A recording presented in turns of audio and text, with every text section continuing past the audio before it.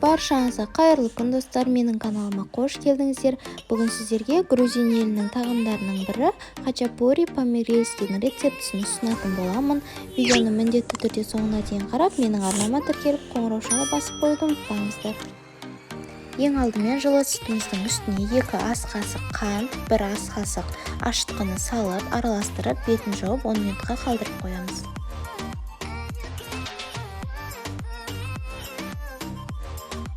Міне осылайша бетіне көпіршіктер шыққан кезде біздің апарамыз дайын деген сөз. Оның үстіне 1 ас қасық тұз, 2 ас қасық зәйтүн майы немесе кәдімгі растительное маслоны қосып, жақсылап араластырып, оның үстіне ұн қосып, жұмсақ қамыр етіп илеп аламыз.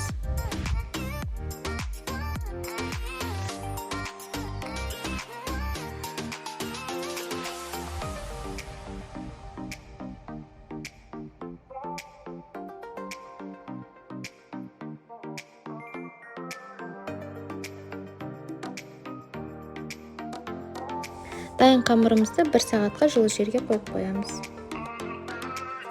Енді салмасын дайындап аламыз. Ол үшін моцарелла және екіншісі российский сырды пайдаландым. Екеуін жақсылап майда үккіштен өткізіп алып, осылайша кішкене дөңгелек етіп 2 порцияға бөліп қойдым.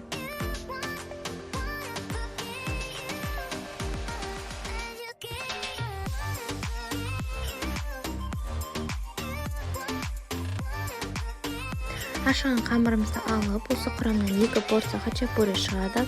2-ге бөліп, әдемілеп, біреуін алып, жайып шығамыз.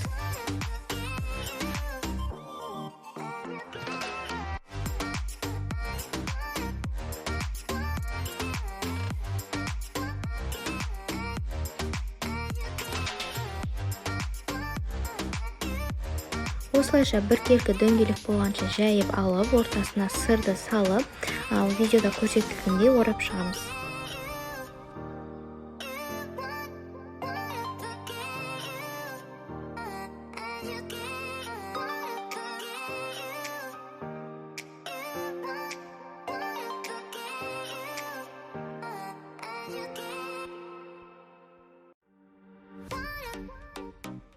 Осылайша қолмен жайып, кейіннен оқтаудың көмегімен дөңгелек біркелкі болғанша жайып шығамыз.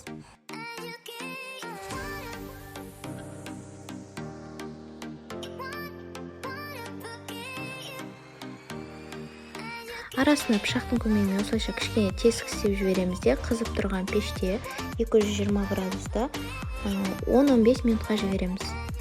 Және бетіне міндетті түрде жұмыртқаның сарысымен кішкене сыр сеуіп жіберуді ұмытпаңыздар, ол жері видеоға түспей қалыпты.